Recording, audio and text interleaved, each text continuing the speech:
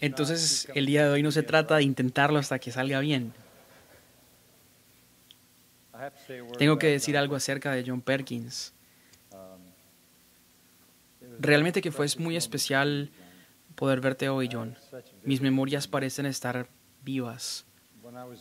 Cuando era joven, justo al mismo tiempo del movimiento de los derechos civiles, cuando estaban floreciendo, John me invitó a Menno Hall, Mississippi. Creo que lo visité al menos 6 años seguidos en un periodo de tiempo. Tuvimos unas aventuras increíbles.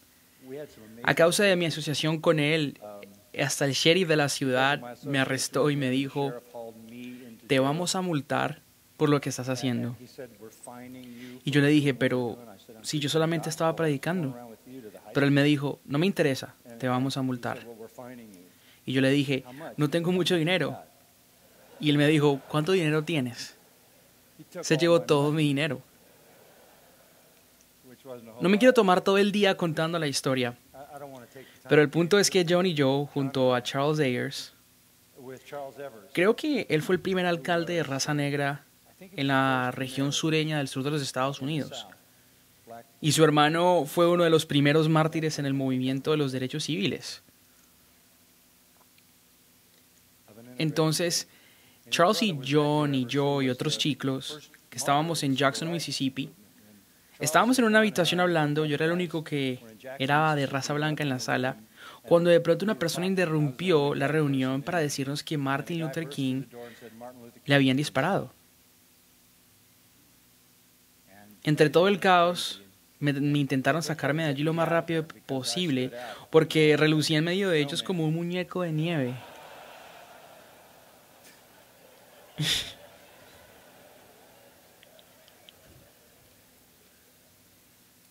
Y me sacaron con mucha prisa de Jackson y en un carro llegamos hasta Memphis, Tennessee. Recuerdo que llegué a un segundo piso de un edificio y me trepé en un sanitario para alcanzar a ver una ventana pequeña en el baño y alcancé a ver el lugar donde le habían disparado.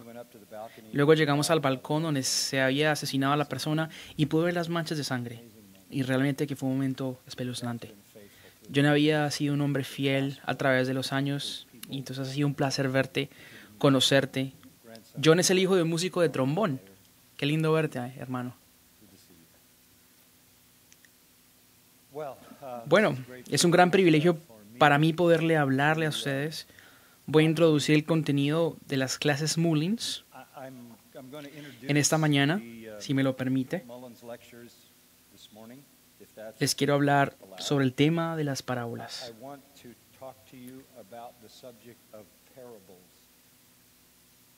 Las parábolas.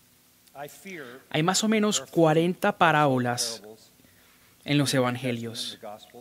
Y temo que esta generación esté perdiendo un poco el sentido y la importancia de las parábolas. Ellas son material fenomenal para la predicación, simplemente increíbles para predicar. Entonces, en esta tarde les llevaré a un estudio a través de las parábolas, de modo que usted tenga una idea de cómo es que se tienen que tratar.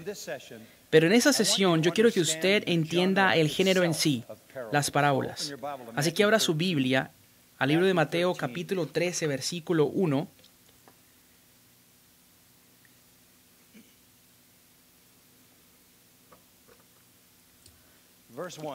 Versículo 1. Ese mismo día, marque eso. Ese día quizás parezca muy general para hablar, pero no es lo que está pasando en este caso. En este día es muy importante en la vida de nuestro Señor. Ese mismo día salió Jesús de la casa y se sentó en la orilla del mar. Y se congregaron junto a él grandes multitudes, por lo que subió a una barca y se sentó. Y toda la multitud estaba de pie en la playa. Él hacía esto en ciertas ocasiones para crear una distancia con la multitud, y también el agua servía como un amplificador para que los miles que habían allí pudiesen escucharle. Pero ahora quiero que note lo que hay en el versículo 3. Y les habló muchas cosas en parábolas. Cuando usted lee, se pregunta lo siguiente: ¿qué de especial tiene esto? Lo que es especial es que nunca lo había hecho antes. Nunca lo había hecho. Y por cierto, todo esto sucedía ya al final del segundo año de su ministerio.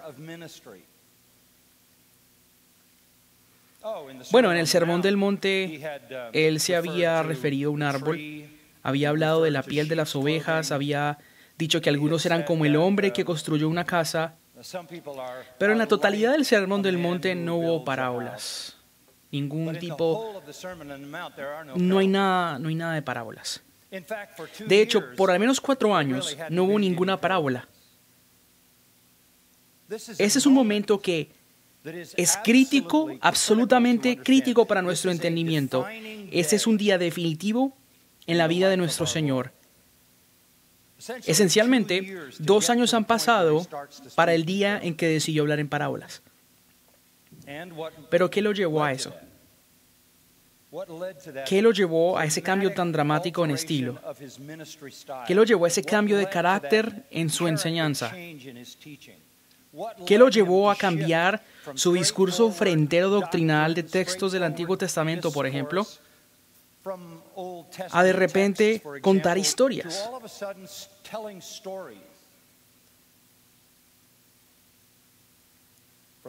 Desde este día en adelante, donde sea que hablara en público, él habló en parábolas. ¿Qué sucede aquí? Eso es completamente dramático porque es como sospechoso. Hay como gato encerrado, la verdad. Realmente que es un día muy importante y lo tenemos que entender. Entonces vaya conmigo un capítulo anterior. El día comenzó como muchos de los días de nuestro Señor en una disputa sobre el día del reposo. En el versículo 12 del capítulo se dice que era el día de reposo. Y todo el legalismo del judaísmo se había concentrado en el día de reposo y ese día se convirtió como el símbolo de todo. Violar el día de reposo entonces era demostrar odio y rebeldía contra todo el sistema religioso. Y Jesús hizo esto repetidamente. Entonces este día comenzó con conflictos acerca del día de reposo. Ellos habían saturado el día de reposo con cualquier índole de restricciones y lo hicieron realmente el día más miserable y horrendo de la semana. Déjenme recordarle la ley original del día de reposo que Dios dio. Aquí está. Es complicada, así que escuche bien. No trabajen. Punto. No trabajen. Tómese el día libre. Ese era el día de reposo. Era un día en el que todos debían procurar, según Isaías 58:13, un día de reposo, de deleite, de descanso.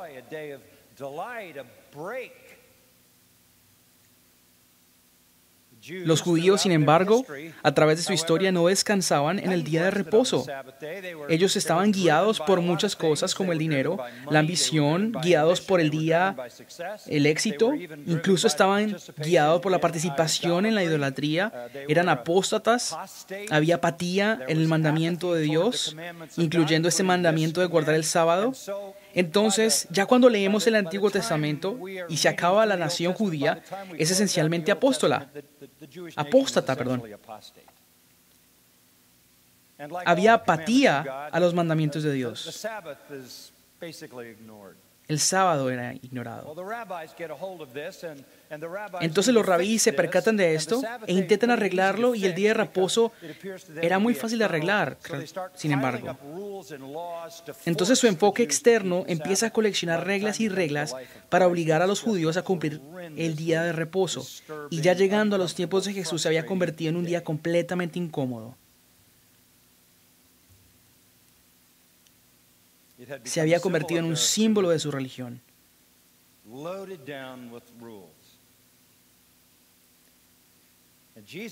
Por aquel tiempo Jesús pasó por entre los sembrados en el día de reposo. Sus discípulos tuvieron hambre y empezaron a arrancar espigas y a comer. Y cuando los fariseos lo vieron, dijeron: mira, tus discípulos hacen lo que no es lícito hacer en el día de reposo. Y él les recordó, ya llegando al versículo 8,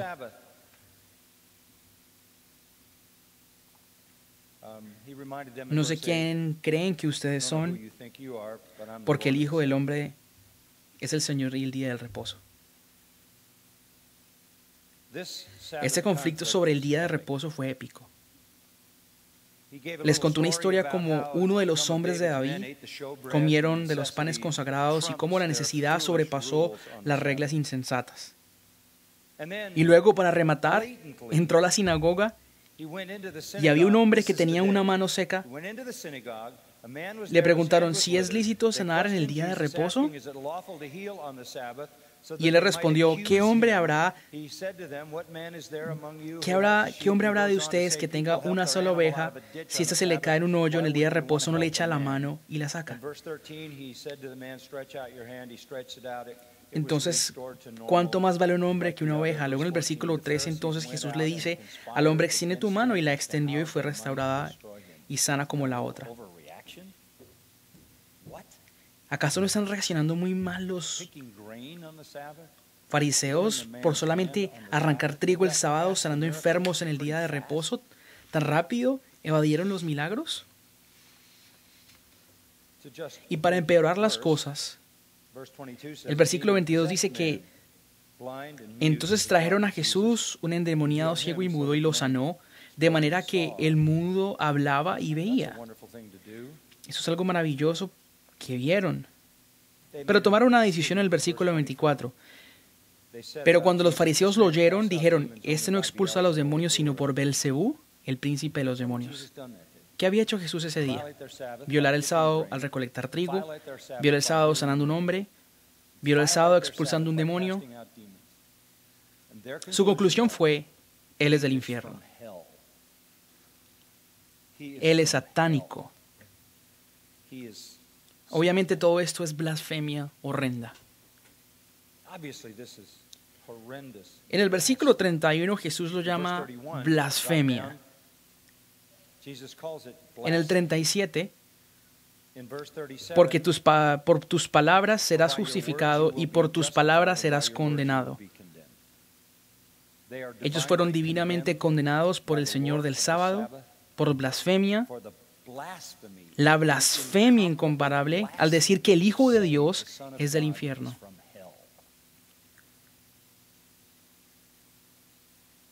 Todo eso sucedió un día y aún no ha terminado. De acuerdo a Marcos 4:35, ese mismo día, caída ya la tarde, después del milagro del endemoniado, de la mano seca, tomó su barca y les dijo, pasemos al otro lado.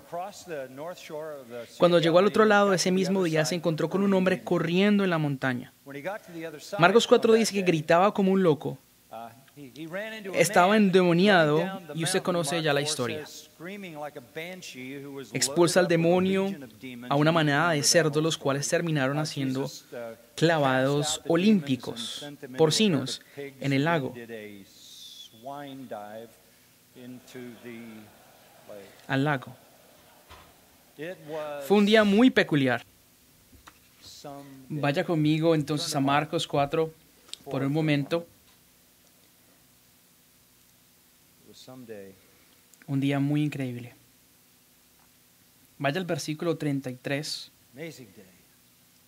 En el mismo día, el día maravilloso ese que tuvo nuestro Señor, con muchas parábolas, como estas Jesús les hablaba la palabra, según podían oírla. Y sin parábolas no les hablaba, pero les explicaba todo en privado a sus propios discípulos.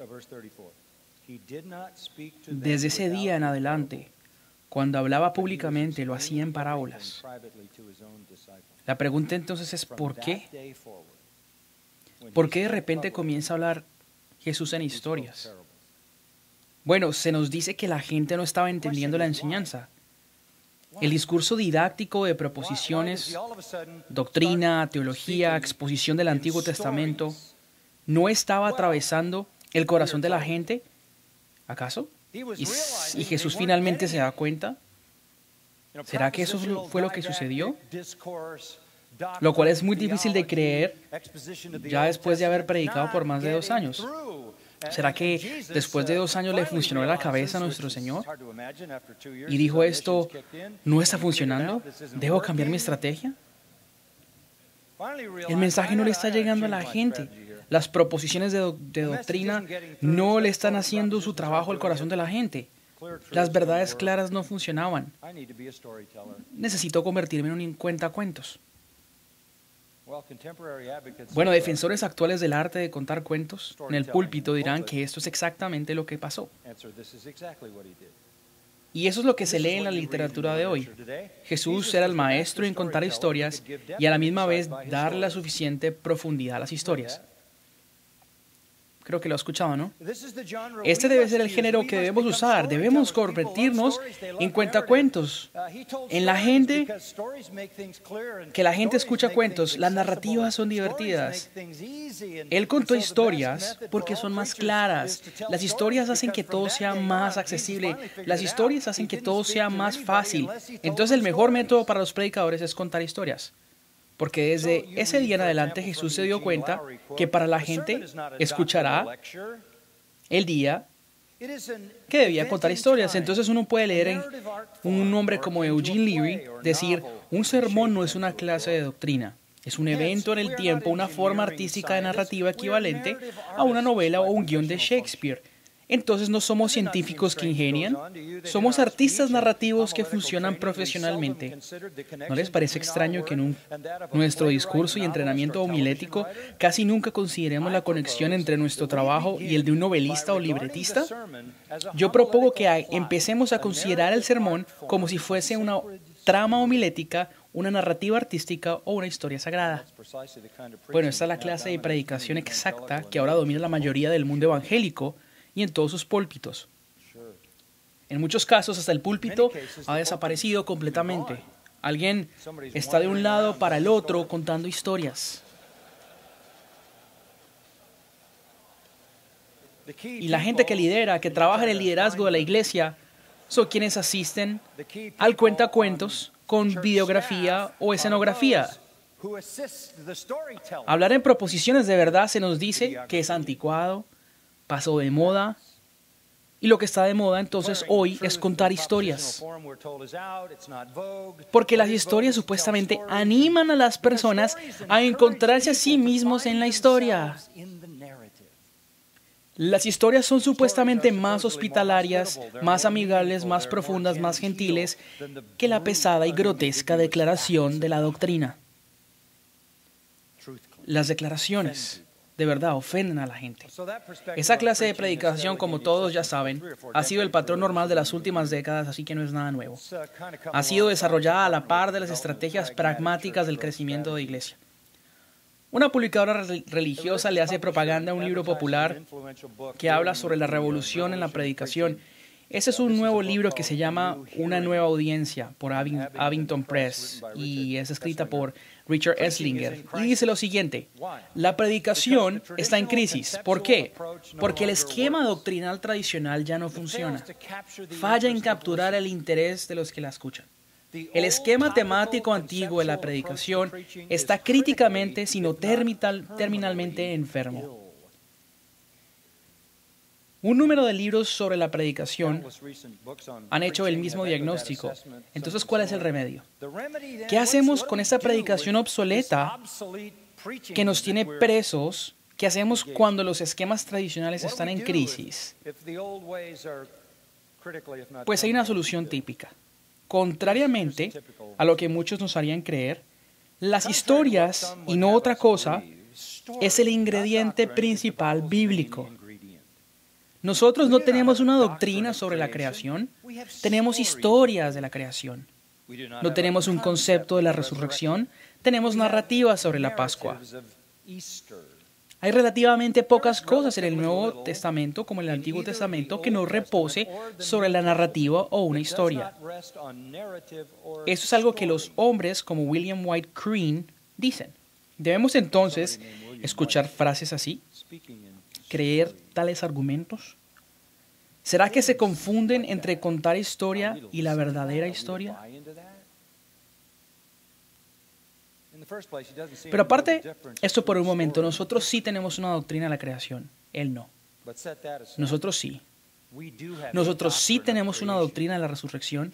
Es completamente falso decir que no tenemos un concepto doctrinal de la resurrección cuando tiene un capítulo extenso en 1 Corintios 15, en el cual está esa defensa polémica de la resurrección repleta de exhortaciones, silogismos y abundante declaración de verdad tras verdad y otra tras otra. Separar las historias de Jesús de las proposiciones de verdad tiene una meta postmoderna de deconstrucción, la cual tiene por meta eliminar la verdad. Entonces la gente puede pecar sin culpa ahora. Hay un libro muy bueno que le recomiendo leer que se llama El Evangelio Casero. Tiene un nombre muy peculiar. Fue escrito por Tom Brenneman y fue su disertación en la Universidad de Oxford. Y el subtítulo del libro titula como El sentimentalismo ha triunfado en la iglesia evangélica. Ahora bien, mucho de ese sentimentalismo triunfal ha reemplazado la doctrina en nuestras iglesias. Ha sido causado por una predicación chueca. Y más encima, y para ser más claros, por un razonamiento chueco de las parábolas. Escribiendo sobre este tema del sentimentalismo, Brenneman entonces resume varias de sus ideas de la siguiente forma. Sobre el sentimentalismo llega a decir cosas como estas: las emociones se han apoderado de los evangélicos. El sentimentalismo se ha adueñado también, y los evangélicos han abandonado la mente por el sentimiento como base de la religión. La doctrina se le resta importancia, el sentimentalismo debilita la meta espiritual que intenta realizar. El sentimentalismo promueve el narcisismo, humanismo postcristiano, cristianismo saturado por la psicología.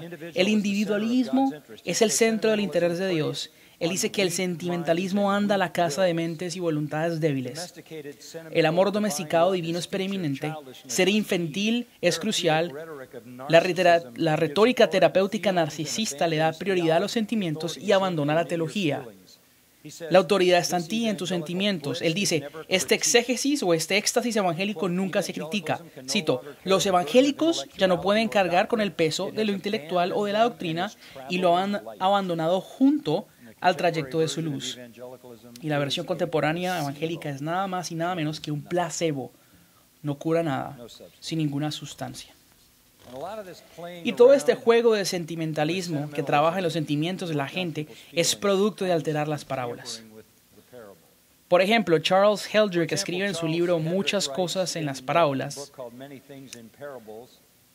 Es la naturaleza de la narrativa de prestarse a sí misma en la mente imaginativa del oyente y de convertirse en cualquier cosa que el oyente quiera. A pesar de la intención del narrador, las narrativas son esencialmente polivalentes, es decir, que tienen muchas facetas, muchas combinaciones posibles y por ende es sujeta a una variedad de lecturas. Las parábolas, él dice, funcionan de la manera en que los oyentes desean que funcionen a pesar de lo que sea que Jesús haya dicho antes. En ellas, nosotros simplemente no sabemos cómo fue que Jesús utilizó las parábolas y claramente no tenemos ninguna esperanza de poder descubrir sus intenciones. Y aún no termina. Los intérpretes de las parábolas no le están diciendo a los lectores lo que realmente Jesús dijo en las parábolas. Ellos simplemente no pueden decir lo que no saben. Los intérpretes describen lo que creen saber lo que Jesús dijo, algo que es vastamente diferente. Una explicación se levanta en la mente particular de un lector que sale del trato con la parábola y la respuesta sale específicamente de lo que el lector trae a la parábola y no tanto lo que la parábola misma dice. De hecho, si el lector estuviese en el lugar y en la hora cuando Jesús decía todo esto, es muy seguro que sería lo mismo. El lector hipotético que acabo de llevar a los pies de Jesús tendría también que razonar la parábola de la misma manera que los intérpretes contemporáneos lo hacen hoy. Entonces dice, todos en la audiencia tendrían diferentes respuestas a la parábola. En este sentido, las interpretaciones de las parábolas son idénticas a lo que hubiera sido en el primer siglo. Por ende, no hay ninguna interpretación correcta y que capture lo que intentaba decir Jesús. Debido a que es una narrativa, ninguna explicación a la parábola será correcta o incorrecta. ¿De veras? ¿Dices todo eso en un libro sobre las parábolas? ¿Para qué desperdiciar tu tiempo?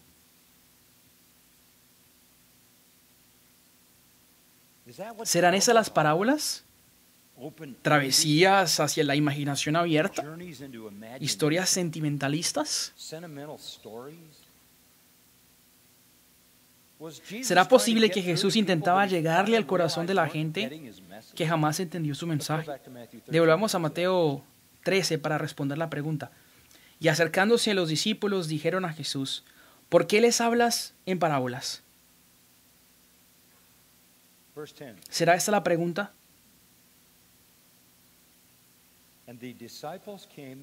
¿Quieres una respuesta? Recuerda bien la pregunta, ¿por qué les hablas en parábolas? Le preguntan a los discípulos.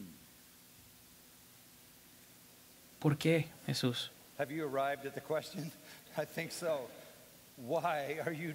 ¿Por qué haces esto, Jesús? Jesús le respondió, porque a ustedes se les ha concedido conocer los misterios del reino de los cielos, pero a ellos no se les ha concedido. ¿Sabe por qué Jesús le habla en parábolas? Para esconder la verdad, para hacerla imposible.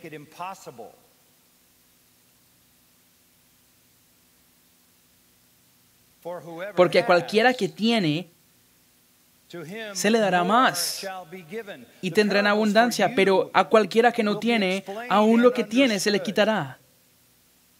Las parábolas serán explicadas y las entenderán. Pero a ellos no se les ha concedido eso. Por eso les hablo en parábolas, porque viendo no ven y oyendo no oyen ni entienden.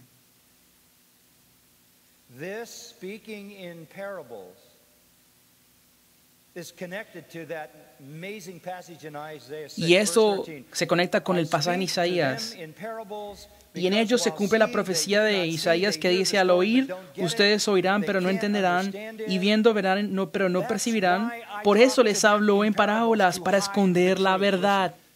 Escuche, las parábolas son un juicio, tal como Isaías 6. Porque el corazón de ese pueblo se ha vuelto insensible, y con dificultad oyen con sus oídos, y han cerrado sus ojos, de otro modo verían con los ojos, oirían con los oídos, y entendieran con el corazón, y se convertirían, y yo los sanaría. No les hablaré más en una forma para que entiendan, porque yo no los sanaré. La gracia había terminado. Cuando tuviste un día lleno de la revelación de Dios y esa persona está a 180 grados de la verdad, esa persona, no hay duda, es del infierno.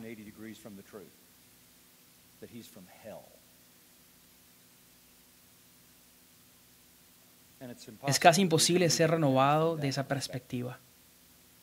Y ya no puede haber más revelación. Las parábolas no están hechas para hablar cosas claras a los impíos. Están diseñadas para esconderlas. Las parábolas no ilustran la verdad, no clarifican la verdad. Es por eso que el tipo, escribiendo sobre las parábolas, no entiende las parábolas. No tiene oídos para oír. Él debió comenzar este libro diciendo, yo no soy cristiano. Jesús habla en parábolas para dar juicio, hermanos. Ese tipo no es cristiano, hermanos.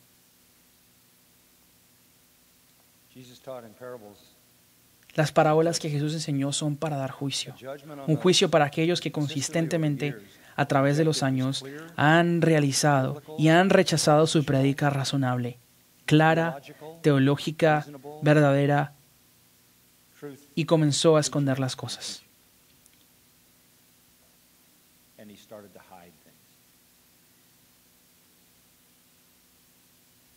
Y sabe, no es que esto sea una clase de misterio. Le preguntaron y él les dijo, ¿cómo es posible que la gente que escribe sobre las parábolas no hayan visto esto?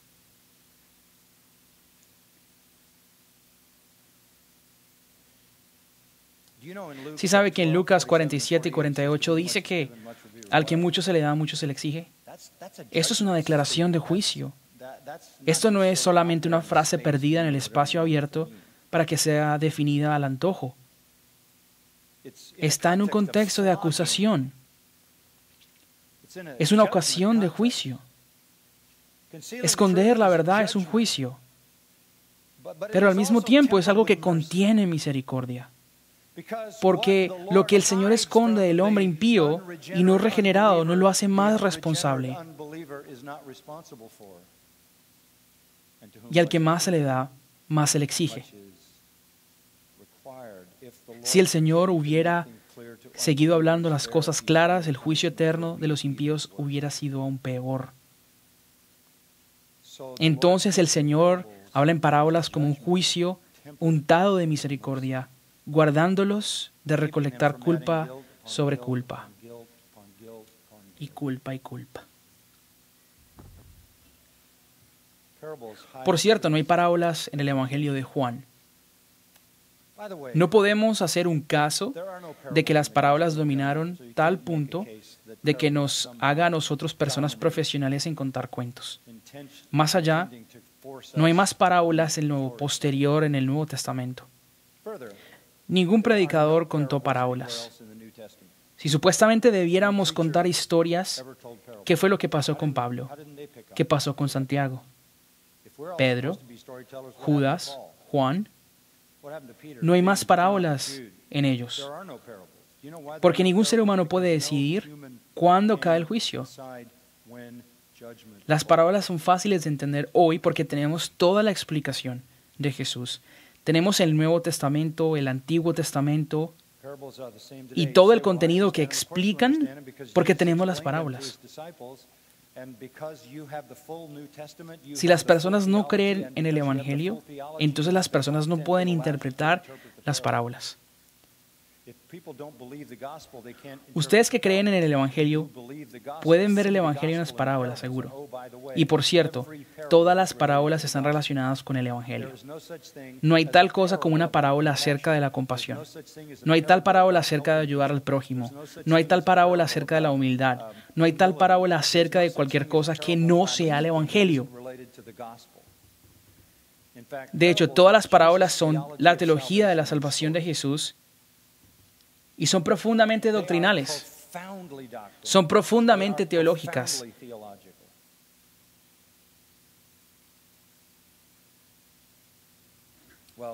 Bueno, ya tengo que terminar y dejé todo lo bueno afuera. Las parábolas son teología de los evangélicos, teología de la salvación. Sabemos que el impío no las puede entender. 1 Corintios 2:14, el hombre natural no puede entender las cosas de Dios. Es la misma forma de decirlo. Pero ustedes tienen la mente de Dios. ¿De quién? De Cristo. Entonces los discípulos necesitaban explicaciones por todo y el Señor nos ha dado explicaciones en el texto, aunque no para todo. Las que no están explicadas las podemos entender porque las analizamos bajo el patrón de las explicaciones de otras. Y nos damos cuenta que Él está hablando acerca de la salvación porque tenemos el resto del Nuevo Testamento que nos llena a nuestra soteriología y nuestro entendimiento del Evangelio. Podemos ver que las parábolas son lo que son para que la gente, y para la gente que no entiende el Evangelio y gente la cual cae en el juicio, las parábolas no son más que adivinanzas, sin sentido, historias sin sentido. Claro que la gente que rechaza el Evangelio no encuentra significado en las parábolas. Claro que son extrañas. Claro que apelan al lenguaje posmoderno de construcción, los cuales solo quieren pecar sin culpa. No les gusta lo que la Biblia dice. Pero para todos y para nosotros, mientras miremos Mateo 13, en el versículo 34, todo esto habló Jesús en parábolas a las multitudes y nada les hablaba sin parábola, para que se cumpliese lo que fue dicho por medio del profeta cuando dijo: abriré mi boca en parábolas, Hablaré de cosas ocultas desde la fundación del mundo. Por eso Él hizo lo que hizo.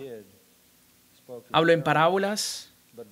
Versículo 36. Entonces Jesús dejó a la multitud y entró a la casa. Y se acercaron sus discípulos diciendo, explícanos la parábola. Explícanos. Saben, en un sentido se siente como si esto fuera un acto que le baja la categoría a la predicación doctrinal. ¿Me entiende? Hay como un degrado. Por el bien de la misericordia y por el propósito de juzgar, Jesús tuvo que darle una pausa a su enseñanza. Contó historias que después tuvo que explicar.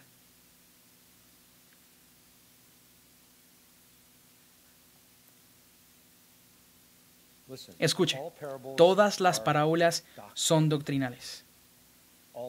Todas las parábolas son teológicas, soteriológicas y declaraciones de verdad. Todas cuando son explicadas. Toda la verdad en ese asunto es más que realidad proposicional. Toda verdad es entendida por la lógica y no sentimientos, no emociones. Toda proposición es entendida bajo un razonamiento racional. Y proposiciones que forman un argumento racional que conllevan a declaraciones proposicionales en la conclusión. Las proposiciones son los pilares de la lógica, las herramientas de la razón. Déjeme decirle, cada sermón, incluyendo el sermón de las parábolas, cada sermón es un argumento. Usted no está tratando de trabajar en las emociones de la gente. Cada sermón es un argumento sistemático alineado a las proposiciones en secuencias de pruebas que conllevan a las proposiciones finales en una conclusión. Cada sermón va a la mente. Estamos llevando todo pensamiento sujeto a la obediencia de Cristo. Un pasaje que va a la obediencia de Cristo. Es importante. Ahora, para terminar, vamos a un pasaje. Lucas 10. Esta es la conexión que Lucas trae a esto en el versículo 23. Lucas 10, 23. Volviéndose hacia sus discípulos, les dijo aparte: dichosos los ojos que ven lo que ustedes ven. Porque les digo que muchos profetas y reyes desearon ver lo que ustedes ven y no lo vieron, y oír lo que ustedes oyen y no lo oyeron. Ustedes lo escuchan, lo ven. Las parábolas son increíbles, son bendiciones. Son increíbles, son recursos ricos en teología, en pruebas doctrinales.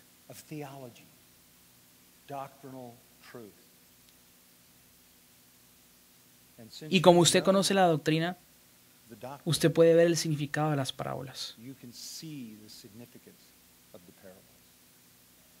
Esa es una bendición rica en abundancia. Padre, te damos gracias que pudimos pensar en esto un poco esta mañana. Estamos agradecidos por tu palabra, especialmente en el hecho de que siempre nos retiene a la consistencia, a la claridad, dirección. Y oro para que en ese seminario formes predicadores efectivos, poderosos y fieles. Y líderes que sean proclamadores de la verdad. Gente que sea fiel a tu corazón.